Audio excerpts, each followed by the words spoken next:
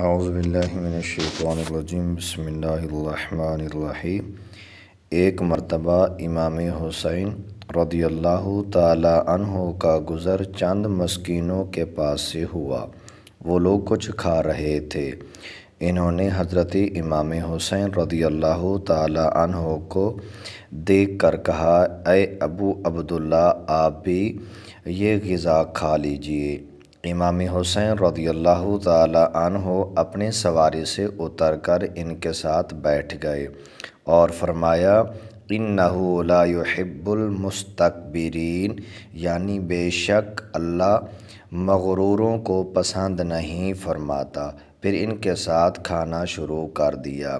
جب کھانے سے فارغ ہوئے تو ان مسکینوں سے فرمایا، میں نے تمہاری دعوت قبول کی ہے، اس لیے اب تم میری دعوت قبول کرو۔ چنانچہ وہ تمام مسکین امام حسین رضی اللہ تعالی عنہ کے ساتھ ان کے در دولت پر گئے۔ امام حسین رضی اللہ تعالی عنہ نے انہیں کھانا کھلایا، پانی پلایا اور انہیں کچھ عطا فرمایا۔ فراغت کے بعد وہ سب وہاں سے چلے گئے۔